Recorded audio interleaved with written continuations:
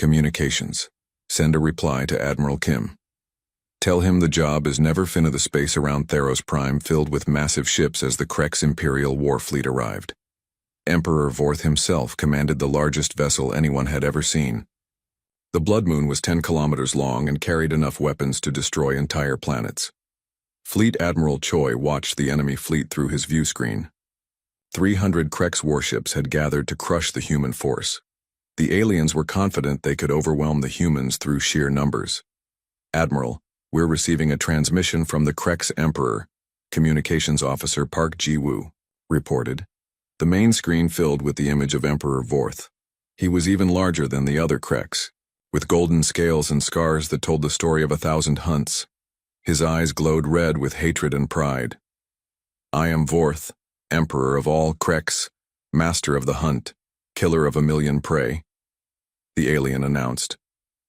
You have interfered with my hunting preserve. For this crime you will die slowly. Ambassador O responded with calm dignity. I am Ambassador Oh Kyung-soo, representing humanity. Your hunting preserve includes innocent civilians. We cannot allow this to continue. Vorth laughed, a sound like grinding metal. You speak of civilians. They are prey animals. Prey exists only to be hunted. This is the natural order. The natural order is about to change, O replied quietly. You amuse me, little human. Your fleet is tiny compared to mine. But I will honor you with the ancient challenge. Send your strongest warrior to fight me in single combat. When I kill him, your people will surrender and become part of my collection. Admiral Choi stepped forward. I accept your challenge, Emperor, but not as you expect. What do you mean? You want single combat. I offer fleet combat. Your entire military against mine. Winner takes everything. Vorth's eyes widened with surprise and then delight. You would risk your entire species on one battle? Humans are even more foolish than I thought. Very well. When I crush your fleet, I will hunt your homeworld for sport. If you can find it, Choi said, and cut the transmission. Captain Yoon approached the Admiral. Sir, are you sure about this? We're outnumbered 7-1. Numbers don't win battles, Captain.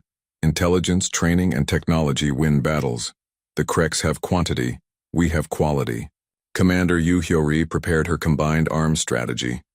Human warfare had always relied on coordination between different types of forces. Ships, fighters, marines, and special weapons would work together as one deadly system. All units, this is Commander Yu. Execute battle plan Apex Predator. Show these aliens what real warriors look like. The battle began when Captain Kang Min-ho's dreadnought Baek-du fired the first shot. The massive railgun sent a tungsten slug, streaking toward the Krex flagship at 15% light speed. Emperor Vorth's ship tried to evade, but the Blood Moon was too large to move quickly. The slug punched through the alien vessel's armor like a bullet through paper. Impossible, Vorth roared. No weapon can penetrate my ship's defenses. That's because you've never fought anyone with real weapons, Admiral Choi replied. The Krex fleet charged toward the human ships in a massive wave. It was an impressive sight. Hundreds of enormous warships moving together like a storm of destruction.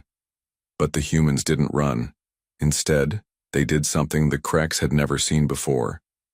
They scattered into small groups and began to move in complex patterns. Captain Lee So-young's fighters launched from the Hangyang in perfect formation. Squadron leader Han Woo-jin led 200 pilots in a coordinated attack on the Krex formation. Remember your training, Han told his pilots. Speed and precision beat size and power. The human fighters moved through the Krex fleet like wasps attacking elephants. They were too small and fast for the alien weapons to track effectively. Pilot An Chong-min dove his fighter between two Krex battleships.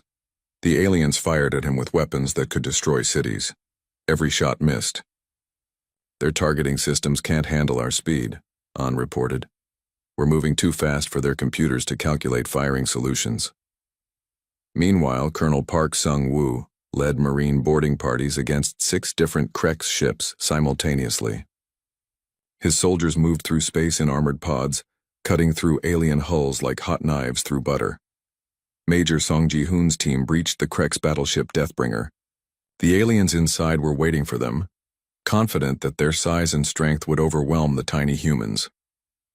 The Marines entered the ship and immediately spread out, using their small size and superior mobility to avoid the Krex warriors' clumsy attacks.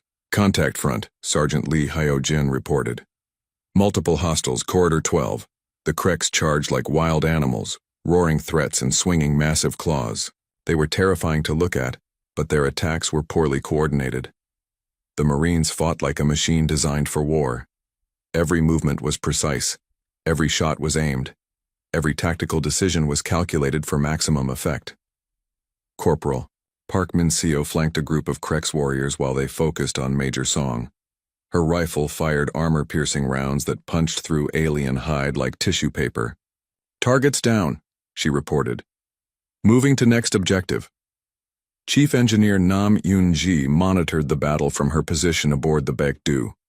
The human ships were taking damage from Krex weapons, but they kept fighting. Captain Kang, hull breach on Deck 7. Emergency teams responding. "How bad is it?" "Not serious, sir. The Krex weapons are impressive but inefficient. They create a lot of light and noise but don't cause critical damage to properly armored ships." Dr. Jang Ki-biom treated wounded humans in the medical bay. He was surprised by how few casualties the fleet was taking. "The Krex weapons are designed to terrorize their targets," he reported to Admiral Choi. "They're psychological weapons, not military weapons. Against properly trained soldiers, they're not very effective." The battle continued for 8 hours. Slowly, the human fleet began to dominate the battlefield. Krex ships were destroyed or disabled one by one. Emperor Vorth watched in growing horror as his mighty fleet was torn apart by a force 1/7 its size. "This is impossible. We are the greatest predators in the galaxy." "You were the greatest predators," Admiral Choi corrected. "Now you've met better predators." The Krex Emperor made one final desperate move. He ordered all remaining ships to ram the human fleet. If he couldn't win through skill, he would win through sacrifice. But the human ships were ready for this tactic too.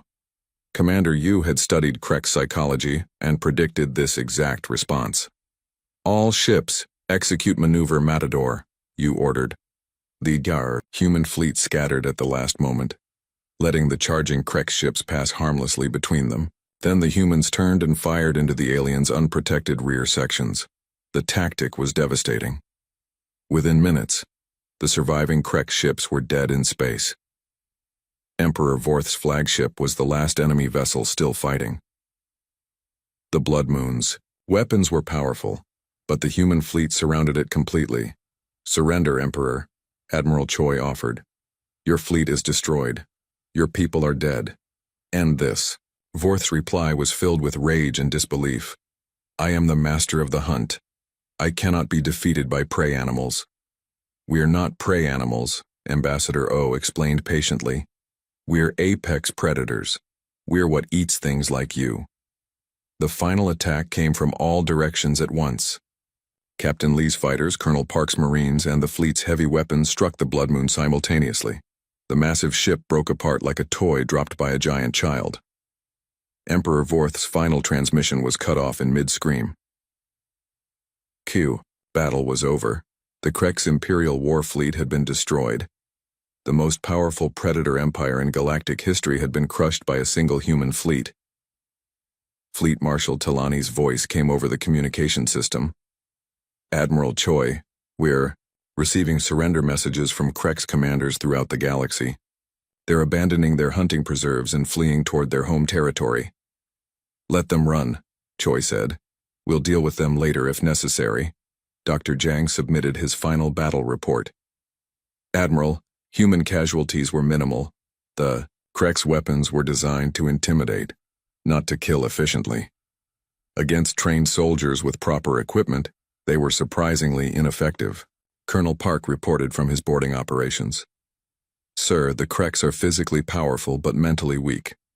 They've relied on fear tactics for so long that they never learned how to actually fight.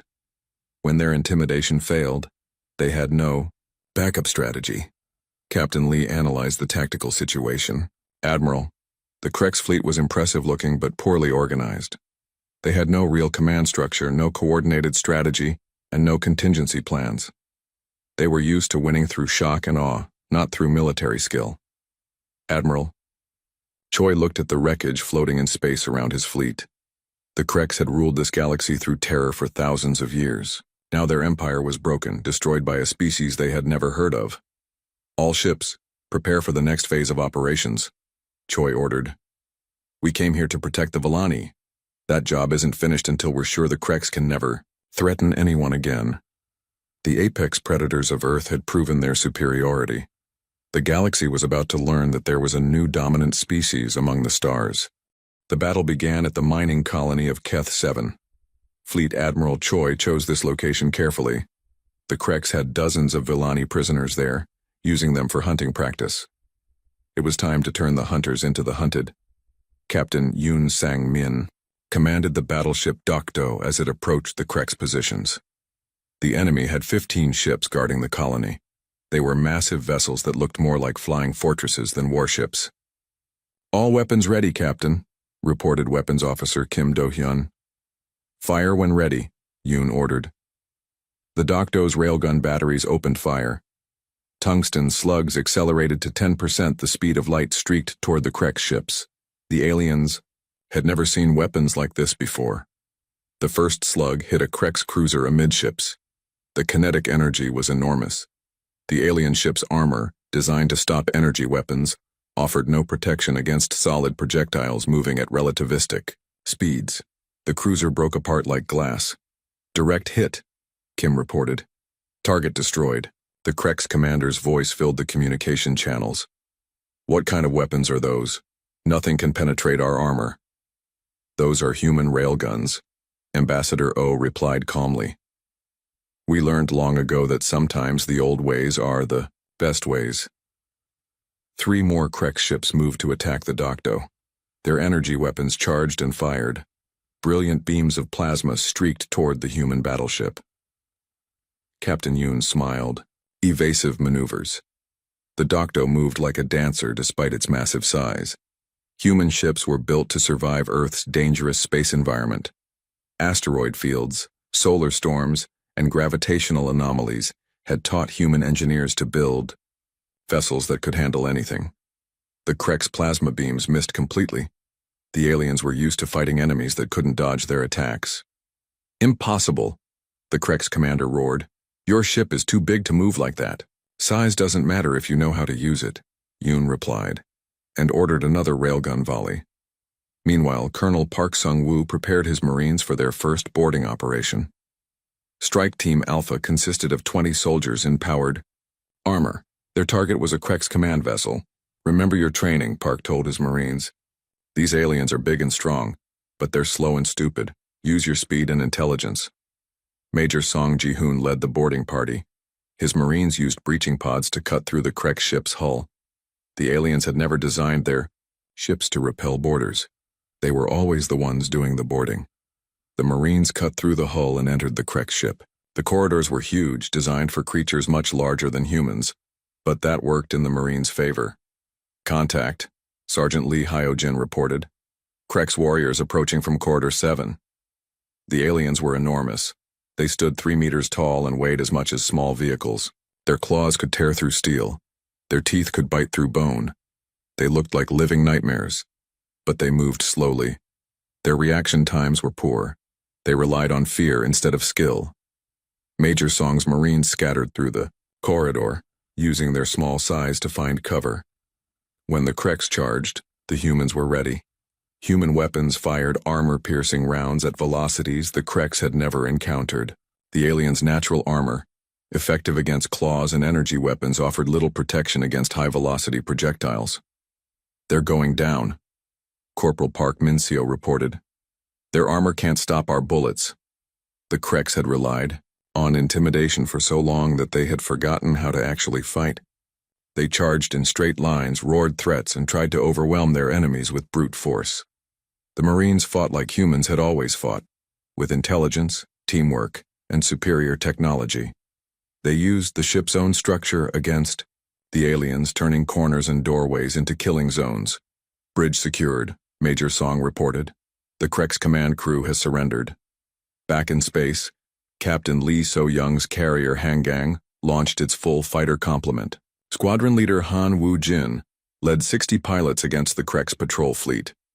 The human fighters moved through space like schools of fish, coordinating their movements through advanced communication systems. The Kreks had never seen such precise formation flying. Pilot An Chang-min dove his fighter toward the Krek's flagship. The alien ship was enormous, but it was also slow and poorly defended. Its weapons couldn't track targets moving at human combat speeds. "I'm going for the command tower," An reported. "Copy that, Chang-min, we'll cover you." An's fighter screamed past the Krek ship's defensive weapons. The aliens fired everything they had, but their targeting computers couldn't keep up with human. Reflexes. An launched 2 missiles at point-blank range. The weapons were small compared to Krek's armaments, but they were precise. They hit the flagship's command center exactly where they were aimed. The Krek's flagship lost power and began to drift. Without their commander, the other Krek's ships started to panic. "The flagship is down," Han reported. "All fighters, continue the attack." Chief Engineer Nam Yoonji monitored the battle from the dreadnought Baekdu. Her job was to keep the human ships fighting even when damaged. "Captain Kang, we're taking hits from Krek's plasma weapons," she reported. "How bad is it?" Kang Minho asked. "Not bad at all, sir. The damage is mostly cosmetic. Their weapons are powerful but inefficient. Our armor is holding perfectly." The Krek's weapons were designed to terrify enemies into surrender. They created impressive light shows and caused spectacular explosions. But they weren't actually very effective against properly designed military equipment. Human ships were built to survive the harsh environment of space. Solar radiation, cosmic rays, and micrometeorite impacts had taught human engineers to build vessels that could handle enormous punishment. Dr. Jang Ki-beom treated casualties in the medical bay. To his surprise, there were very few human injuries. "Most of our people are just shaken up," he reported to Admiral Choi. "The Krek's weapons look scary, but they're not causing serious damage." "What about the aliens?" "The Krek's casualties are severe. They're not used to being shot at. Their biology isn't designed to handle the kind of trauma our weapons cause." The battle at Keth 7 lasted only 4 hours. When it ended, the Krek's fleet was destroyed or captured. The Vellani prisoners were free. Fleet Marshal Talani contacted Admiral Choi from her refugee ship. "How is this possible? The Kreks have terrorized this galaxy for centuries. You defeated them so easily." "They were bullies," Choi explained. "Bullies are only dangerous when their victims are afraid. Once someone fights back, bullies usually lose." Colonel Park reported from the captured Krek's command ship. "Admiral, we've recovered the enemy's military database. They have detailed information about their fleet positions throughout Vellani space." "How many ships do they have?" "Hundreds, sir, but they're scattered across dozens of systems. They never expected to fight a real war. They're positioned for hunting, not for battle." Admiral Choi studied the tactical data. The Krek's empire was large but poorly organized. They had relied on fear for so long that they had forgotten how to actually fight. "Send a message to all Krek's commanders in this sector," Choi ordered. "Tell them they have 24 hours to withdraw from Vellani space. After that, we hunt them." Ambassador O composed the message carefully. "To all Krek's forces, this is the Human Terran Federation. You are hereby ordered to cease all hostile actions against the Vellani Commonwealth. Withdraw your forces immediately or face the consequences. You have been warned." The response came quickly. Krek's commanders throughout the sector laughed at the human ultimatum. They could not believe that one small fleet could challenge their entire empire. "Let them come," one Krek's general replied. "We will show these humans what real predators can do." Admiral Choi smiled when he heard the response. "They still don't understand. They think this is about size and strength. They don't realize this is about intelligence and technology." "Captain, Lee prepared her fighters for the next phase of operations." "Admiral, my pilots are asking permission to use their full combat capabilities. They want to show these aliens what human pilots can really do." "Permission granted, Captain." "Show them everything." The Kreks had made a critical error. They had challenged humanity to a war of extermination. They thought they were fighting another prey species that would flee when faced with overwhelming force. Instead, they had awakened the apex predators of Earth, the children of a world where hurricanes, earthquakes, and volcanic eruptions were considered normal weather, a species that had survived ice ages and asteroid impacts. The Krex Empire was about to learn that there are predators, and then there are apex predators. The difference was about to become very clear. The hunt had begun, but the roles had been reversed. The predators had become the prey. Fleet Admiral Choi Byung-ho stood on the bridge of the battleship Dokdo and watched Earth grow smaller in the view screen. Behind him, the largest battle fleet in human history prepared for war. 47 ships waited for his command to jump to hyperspace. Captain Yoon Song-min approached from the navigation station. Admiral, all ships report ready. The Hangang and Baekdu are in formation. Admiral Kim sends his wishes for a successful mission. Choi nodded. 3 months ago he had been planning his retirement. Now he commanded humanity's first interstellar war fleet. The weight of responsibility felt heavy on his shoulders. Captain Yoon, how are the crew holding up? Excited and scared, sir. This is what we trained for, but nobody expected to fight aliens in another galaxy. Choi understood. He felt the same way. Military training prepared soldiers for war against other humans. Fighting alien predators was completely different. The communication system announced a message from the carrier Hangang. Captain Lee So-young's face appeared on screen. The youngest fleet captain in human history looked calm and professional. Admiral Choi, my pilots are ready. Squadron leader Han Woo-jin reports all fighters are armed and ready for reconnaissance missions. Good, Captain. Lee, how are your pilots handling the situation? They're calling it the ultimate test flight, sir. My people are ready to show these Kreks what human pilots can do. Next came a message from Captain Kang Min-ho aboard the dreadnought Baekdu. The massive ship was humanity's strongest warship. Its weapons could destroy entire cities. Admiral, all systems are green. Chief Engineer Nam Yoon-ji reports that our modifications are working perfectly. We can fight in space environments that would kill most alien ships. Choi smiled. Engineer, Nam had designed special systems for fighting in alien space. Human ships could now operate in radiation fields, magnetic storms, and gravitational anomalies that would disable other vessels. Colonel Park Sung-woo joined the group on the bridge. The Marine commander looked ready for battle. His soldiers had trained for months to fight in alien environments. Admiral, my Marines are ready. We've studied what little data we have on Krek's physiology. Our weapons and armor should be effective against them. What do we know about their fighting ability? Choi asked. They're big and strong, but they rely on fear tactics. They're used to fighting prey that runs away. They've never fought predators that fight back. Dr. Jang Ki-beom entered from the medical bay. The fleet's chief medical officer carried a datapad filled with information about alien biology.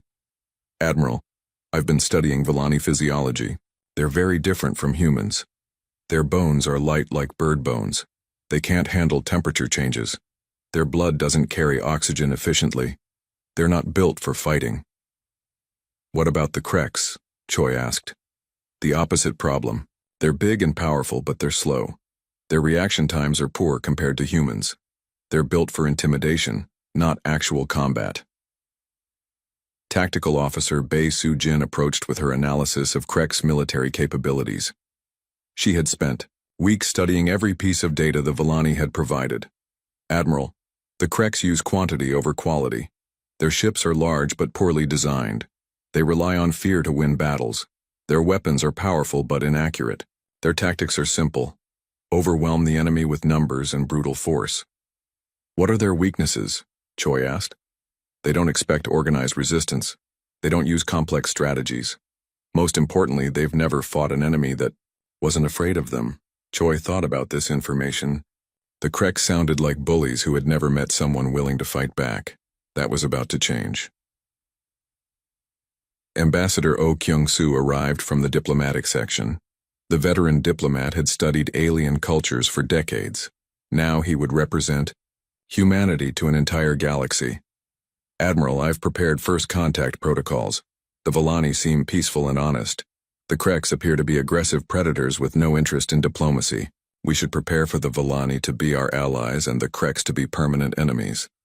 Translator Lim Jae-hoon joined the group. His job was to ensure humans and aliens could understand each other during the chaos of war. I've been practicing Volani language. It's musical and complex. They use emotion as part of their communication. The Krex language is simpler but more aggressive. They use threat and dominance in their speech patterns. Choi gathered all his officers around the strategic planning table. A holographic display showed their route to Volani space. The journey would take 3 months in hyperspace. Listen carefully, everyone. We're not just representing humanity. We're representing Earth itself. The Volani believe we're legendary warriors from a death world. Maybe that's true. Earth is dangerous compared to other planets. Hurricanes, earthquakes, volcanoes, lightning storms. We live with disasters that would destroy other species. Captain Yoon spoke up. Sir, do you think we're really as tough as they believe? Let's think about it. Human children play in rain that would injure Volani adults. Human athletes run marathons in heat that would kill Krex warriors. Human soldiers fight in cold that would freeze most alien blood solid. Maybe we are different, Chief Engineer Nam added. Our technology reflects this too. Human machines are built to survive disasters. Other species might build more advanced equipment, but we build equipment that keeps working when everything goes wrong. Colonel Park nodded. My Marines train in environments that simulate alien worlds, poisonous atmospheres crushing gravity, extreme temperatures. What's impossible for other species is just another training exercise for us.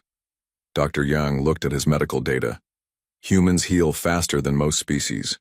We recover from injuries that would be permanent for others. Our immune systems fight off diseases that would be deadly to aliens. Biologically, we might actually be superior warriors. Choi felt pride growing in his chest. Humanity had survived ice ages, plagues, wars, and natural disasters. They had turned a hostile planet into their home. Now they would take those survival skills to war against alien predators. Admiral, Tactical Officer Bay said, I've been analyzing our advantages. Human reflexes are faster than Krex reflexes. Human endurance is greater than Volani endurance. Human technology is more reliable than what either species uses. We might actually be the superior military force. Ambassador O looked thoughtful. The psychological factor could be decisive. The Krex are used to enemies that surrender when faced with superior force. Humans don't surrender. We fight harder when things get difficult. That could shock them.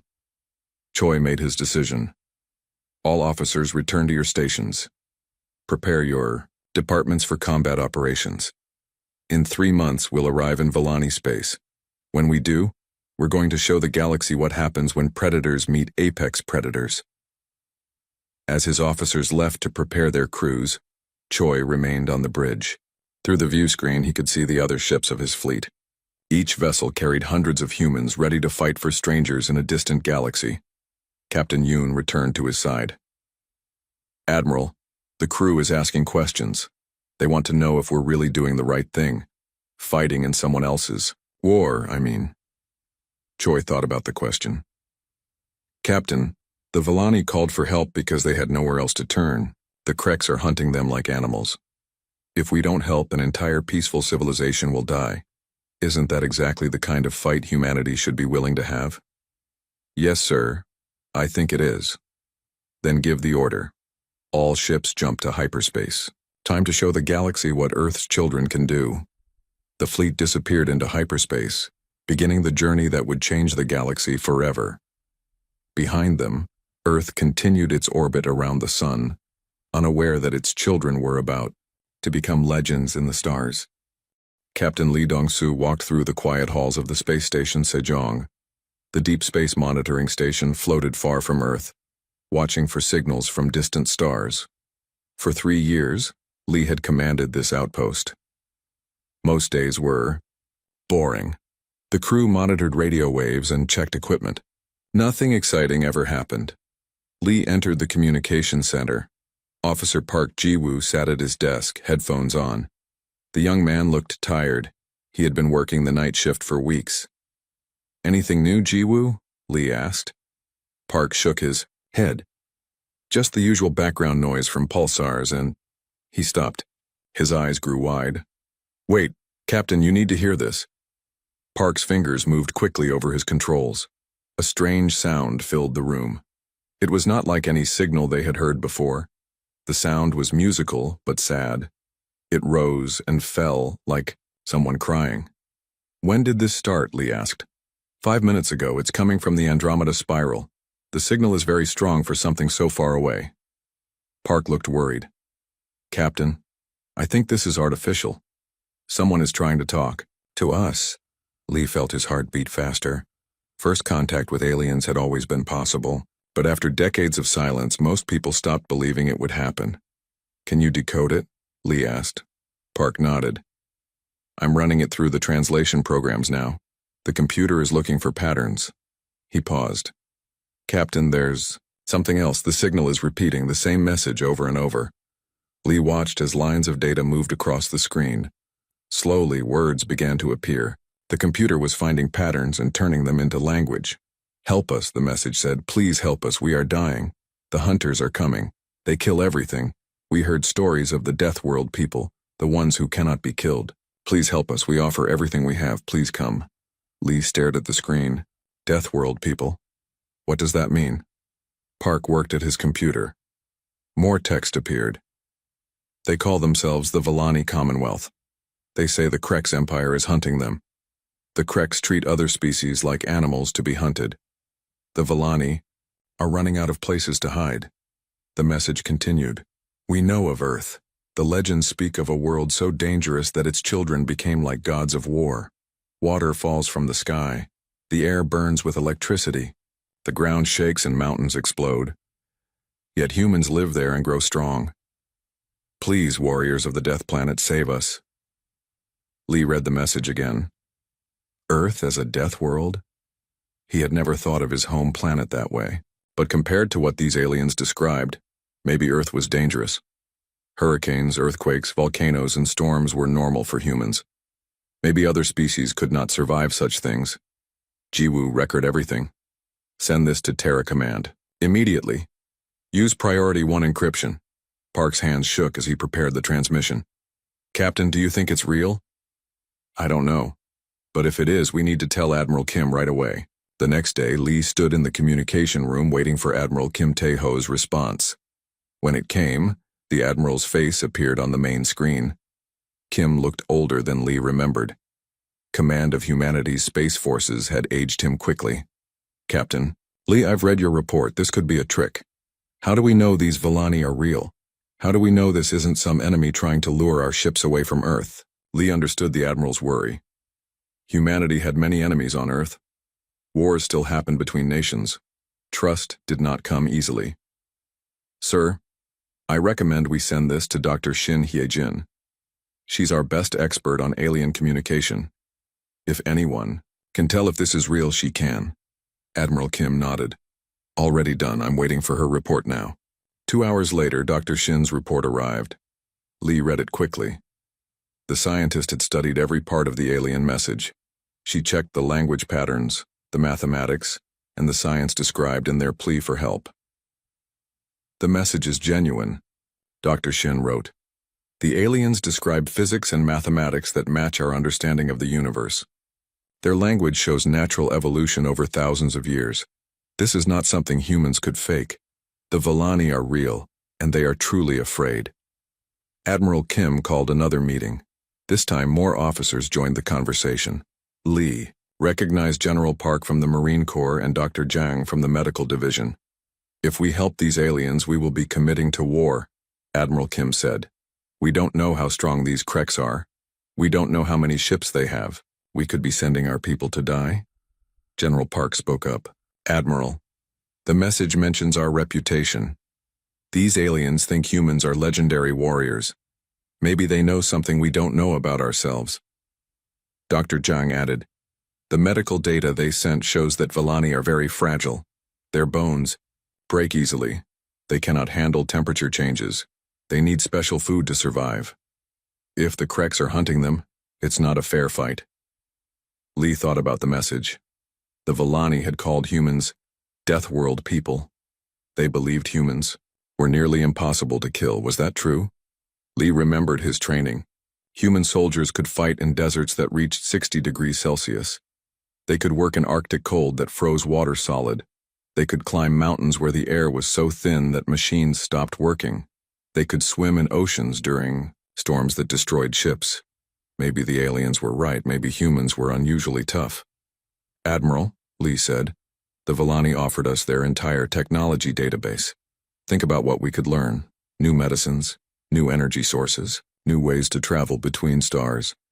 This could change everything for humanity." Admiral Kim was quiet for a long time. Lee could see him thinking. The decision would affect all of humanity.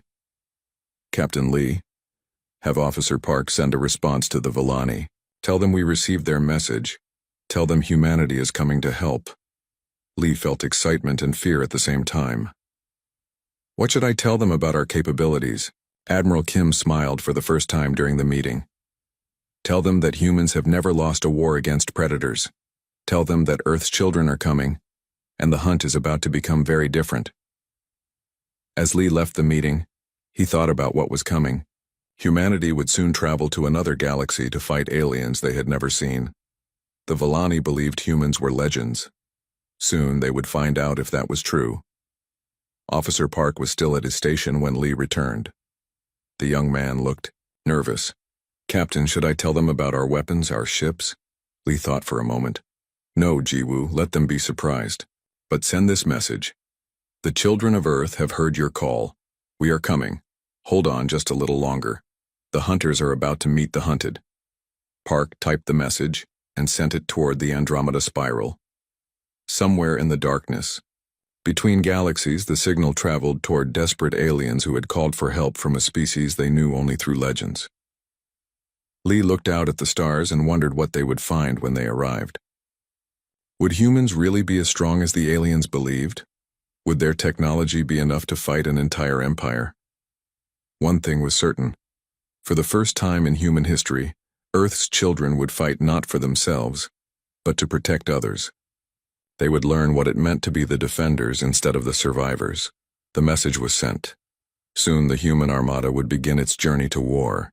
The human fleet dropped out of hyperspace at the edge of the Theros system. Fleet Admiral Choi Byung-ho stared at the view screen in shock. The system was full of wreckage and fleeing ships. "Report," Choi ordered. Tactical Officer Bae Soo-jin worked quickly at her station. "Admiral, I count 12 Krex hunter-killer fleets patrolling the outer planets. They're herding Villani refugee ships toward the inner system. It looks like they're turning the evacuation into some kind of hunting game." Captain Yoon Sang-min pointed at the tactical display. "Sir, those Villani ships are barely armed. The Krex are just playing with them." Through the communication system, they could hear panicked Villani voices calling for help. Translator Lim Jae-hoon worked to convert their language into something humans could understand. "They're begging for mercy," Lim said. "The Krex are telling them to run faster. They're enjoying the chase." Choi felt anger building inside him. This was not war. This was cruelty. "Communications, contact the Villani command ship. Tell them the human fleet has arrived." The main screen filled with the image of a Villani officer. Fleet Marshal Talani looked like a deer that could walk on two legs. Her large eyes showed fear and exhaustion. When she saw the humans, she stepped backward in terror. Ambassador Oh Kyung-soo spoke gently. "Fleet Marshal Talani, we received your call for help. We are here to assist your people." Talani's voice was musical but filled with panic. You are the Deathworlders. The legend spoke truly? You came?" "We came," Oh confirmed. "Tell us about the situation." Talani's hand shook as she spoke. "The Krex arrived 6 months ago. They said they were turning our territory into a hunting preserve. They don't want to conquer us quickly. They want to hunt us slowly, system by system. They said it's more fun that way." Dr. Jang Kibeom studied the Villani officer through the screen. Her species was clearly not built for war. She was thin and graceful, with delicate bones and soft features. Her people were artists and philosophers, not warriors. "How many of your people have escaped?" Oh asked. "Maybe half. The others—" Talani could not finish the sentence. "The Krex keep trophies. They take body parts from their kills. They display them on their ships to frighten us. Colonel Park Sung-woo listened to the conversation with growing anger. His Marines were trained to protect civilians. This was exactly the kind of enemy they had prepared to fight. Fleet Marshal, Oh said, we need tactical information. What can you tell us about Krek's military capabilities?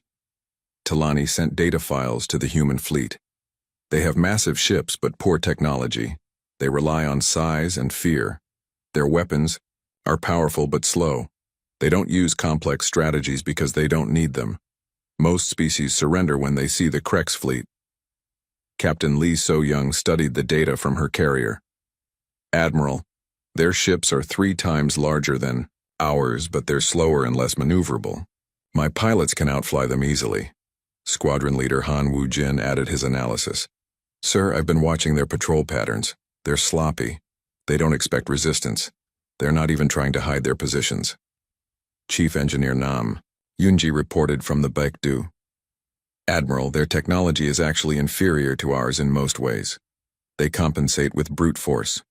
Their weapons are like hammers, powerful but crude. Choi made his decision. Fleet Marshal Talani, gather your refugee ships near the 4th planet. We'll establish a defensive perimeter.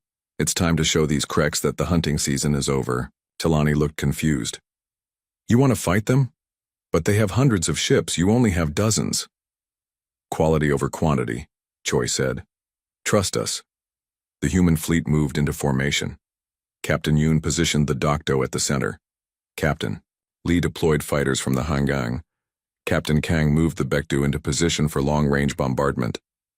The Kreks noticed the human ships immediately, their communication channels filled with curious chatter. Translator Lim listened to their conversations. They're asking each other what kind of ships we are, Lim reported. They've never seen human technology before. They think we might be some new kind of prey species. One Krek's commander sent a message to the human fleet. The alien appeared on screen, a massive creature with sharp teeth and claws. His skin was dark red and covered with scars. He looked like a nightmare version of a dragon. Unknown ships, the Krek's commander said. You are in Krek's hunting territory.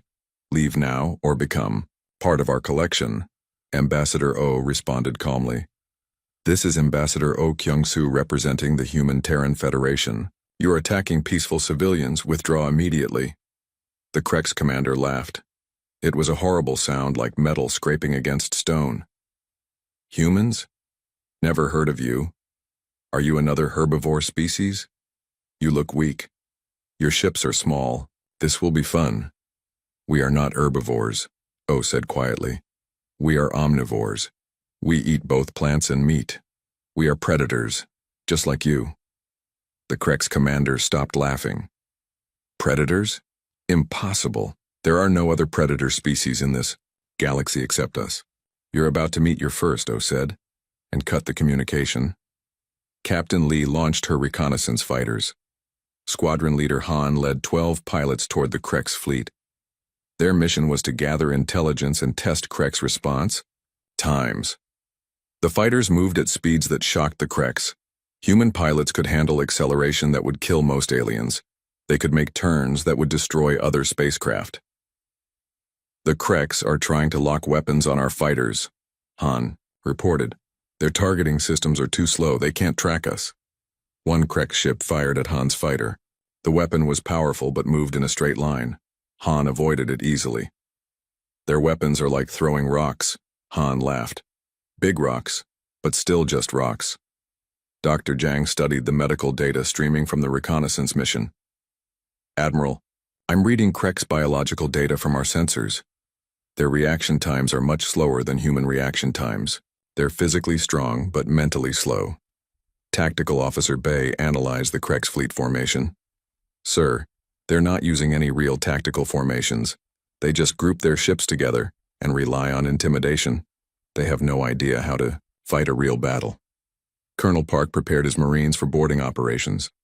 Admiral, give me permission to take one of their smaller ships. I want to see how tough these Kreks really are. Not yet, Colonel. First, we test their fleet capabilities. The Krek's commander sent another message. This time he looked angry instead of amused.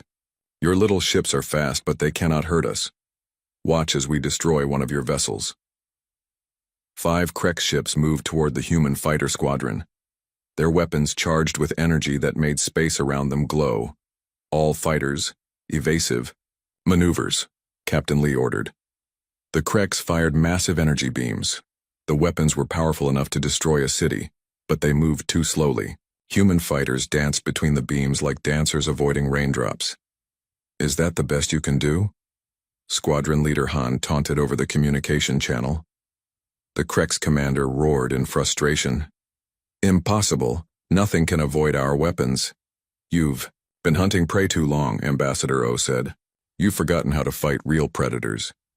Fleet Admiral Choi watched the test with satisfaction. The Krex were exactly what he had expected. Powerful bullies who had never faced organized resistance. All ships, prepare for full combat operations, Choi ordered. It's time to show these hunters what happens when they meet better hunters. The Villani watched from their refugee ships in amazement. For the first time in months, they had hope. The legendary Deathworlders had arrived, and they were everything the stories claimed. The Krex Empire was about to learn that they were no longer the apex predators of the galaxy. That title now belonged to the children of Earth. 3 months after the destruction of the Krex Imperial War Fleet, the galaxy was a different place. News of humanity's victory had spread to every corner of known space. Species that had lived in terror for generations suddenly dared to hope. Ambassador Oh Kyung-soo sat in his new office on Theros Prime, reading reports from across the galaxy. His desk was covered with messages from alien species requesting human protection.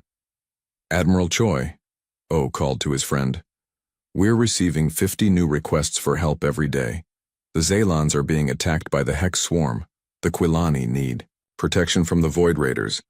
The Telmorians are asking for help against something called the Soul Eaters. Fleet Admiral Choi looked tired, but satisfied. The past months had been busy establishing humanity's presence in the galaxy. How many species have joined the Terran Protectorate so far? 147, with more applications arriving daily. They're offering us technology, resources, and basing rights in exchange for protection. Dr. Shin Hee-jin entered, the office carrying a thick data pad. The xenobiologist had been studying galactic civilization since their arrival. Ambassador, I've completed my analysis of galactic power structures. The results are fascinating. What did you find? For the past 1,000 years, this galaxy has been dominated by predator species. The Krex were just the largest. There were dozens of smaller empires that used fear and violence to control peaceful species. With the Krex gone, the others are starting to collapse too. Admiral Choi was interested. What do you mean? They all used the same strategy as the Krex, intimidation and overwhelming force. But they never learned how to fight real wars against organized opposition. When word spread about our victory, their subjects started rebelling. Several predator empires have already fallen. Captain Lee So-young arrived with squadron leader Han Woo-jin to report on patrol operations. Lee had been promoted to admiral after the battle, and now commanded the 2nd Expeditionary Fleet. Admiral Choi, we've established patrol routes covering 12 sectors. My pilots report that most predator species are avoiding any system with human ships. Just seeing our fighters is enough to make them retreat. Han added his own observations. Sir, we're not even having to fight most of the time. These species have heard the stories about what happened to the Krex. They don't want to test whether the stories are true. Colonel Park Sung-woo entered with a different kind of report. His Marines had been training alien species in basic self-defense. Admiral, the training programs are going better than expected. The Villani have formed their first military unit. They're not warriors like humans, but they can defend themselves now. How are they handling combat training? Choi asked. They're not natural fighters, but they're intelligent and determined. We've taught them to use technology to overcome their physical limitations. Powered armor, automated weapons, defensive tactics. They'll never be assault troops, but they can hold their ground. Captain Yoon Sang-min brought news from the Dokdo. Admiral, we've received a message from Terra Command. Admiral Kim wants to know when you're coming home. Choi smiled. Tell Admiral Kim that I'll return to Earth when the job is finished. Right now, there's still work to do. Dr. Jang Ki-byom submitted his medical report. Admiral, I've been studying the biological differences between predator and prey species in this galaxy. The results explain why humans are so effective here. Go on, Doctor. Most galactic species evolved on worlds with stable climates and few natural disasters. They never developed the physical and mental toughness that Earth species have. Even the predator species like the Kreks were adapted for hunting, not for actual warfare. Chief Engineer Nam Yoonji added her technical analysis. Admiral, I've been examining captured alien technology. It's more advanced than ours in some ways, but it's also more fragile. They build for efficiency, not durability. Our equipment keeps working even when damaged. Translator Lim Jae-hoon brought linguistic news. Admiral, I've been monitoring communication across the galaxy. Humans are already entering the languages of dozens of species. Words like Deathworlder and apex predator are becoming common terms. Fleet Marshal Talani arrived for the weekly briefing on Vellani recovery efforts. The deer-like alien looked much healthier than when they had first met. Admiral Choi, my people want to thank you again. Our population has grown by 30% since you arrived. For the first time in decades, we're building new colonies instead of evacuating old ones. What about other species in your sector? Oh asked. They're following our example. The Meridian Council has reformed. The Crystal Empire is rebuilding. 6 species have declared independence from their former predator masters. The galaxy is becoming peaceful for the first time in centuries. Admiral Choi gathered his staff around the strategic planning table. A holographic map showed human operations across the galaxy. Look at what we've accomplished, Choi said. 50 patrol fleets protecting 200 systems. Training programs for defensive forces. Diplomatic relations with over 100 species. All of this started with one distress call. Commander, Yu Hyo-ri provided the military situation report. Admiral, predator activity has dropped by 90% in sectors with human presence. The remaining predator species are either fleeing toward the galactic rim or requesting peace negotiations. What about the Kreks' homeworld? Still heavily defended, but they've withdrawn all their hunting fleets. Intelligence suggests they're having internal power struggles. Their entire society was based on conquest and hunting. Without that, they don't know how to function. Tactical Officer Bae Soo-jin brought different news. Admiral, we're receiving reports of new threats from outside the galaxy. Something called the Devourer fleet is approaching from the galactic void. Early reports suggest they're even more dangerous than the Kreks. Admiral Choi considered this information. How long do we have? 6 months, maybe less. The good news is that every species in the galaxy wants to help us fight them. They've seen what humans can do and they want to be on our side. Ambassador Oh looked pleased. Admiral, this is exactly what we hoped for. We're not just protecting individual species anymore. We're building a true galactic alliance. Captain Kang Min-ho contacted them from the Baekdu. Admiral Terra Command is sending reinforcements. 20 new fleets are being assembled. Admiral Kim says the Earth government is fully committed to our mission here. Dr. Shin submitted her final report on galactic civilization. Admiral, I recommend we formalize the Terran Protectorate as a permanent institution. The galaxy needs a defender species, and humans are clearly suited for that role. What makes you say that? Look at the evidence. Humans are the only species that evolved as both predator and prey. We had to fight natural disasters, climate changes, and dangerous wildlife just to survive. This made us adaptable and tough. Other species specialized for specific environments. We learned to handle anything. Admiral Choi made his decision. Ambassador Oh, draft the charter for the Galactic Defense Initiative. Any peaceful species can join. Members contribute what they can and receive protection in return. Humans will provide military leadership and training. What about aggressive species that want to reform? Case-by-case basis. If they're willing to give up predation and join galactic civilization, we'll consider their applications. 6 months later, Admiral Choi stood on the observation deck of the new space station orbiting Theros Prime. The Galactic Defense Initiative headquarters was the largest structure ever built by cooperative alien efforts. Through the viewports, he could see ships from dozens of species working together. Villani science vessels, human patrol cruisers, Meridian supply ships, and Crystal Empire mining vessels all shared the same space peacefully. Captain Lee approached with the latest patrol reports. "Admiral, the Devourer fleet arrived yesterday. They took one look at our combined forces and decided to go around our galaxy instead of through it. Apparently, they prefer easier targets. How many ships do we have now?" 2,000 vessels from 40 species. Not all of them are warships, but they're all part of the defense network. The predator species are choosing negotiation over conflict. Word has spread that humans don't lose wars. Dr. Shin published her book, Deathworld Species and the Galactic Ecosystem, to great acclaim across the galaxy. Her conclusion had become accepted wisdom. Humans were the apex predators that preyed on other predators, maintaining balance in the galactic community. Ambassador O established the diplomatic corps, training representatives from peaceful species to handle negotiations with potentially hostile aliens. "The goal is to solve conflicts without fighting," he explained. "But everyone needs to know that humans will back up our diplomats if necessary." Colonel Park's Marine Corps had grown to include members from 12 species. "We're not trying to make them into humans," he explained. "We're teaching them to use their unique abilities in coordinated military operations. A diverse team is stronger than any single species." Fleet Admiral Choi received his final communication from Terra Command. Admiral Kim's message was brief. "The job is done. Come home when you're ready." But Choi looked out at the busy space station, at the ships of dozens of species working together, at the galaxy that was learning to live in peace, and made his decision.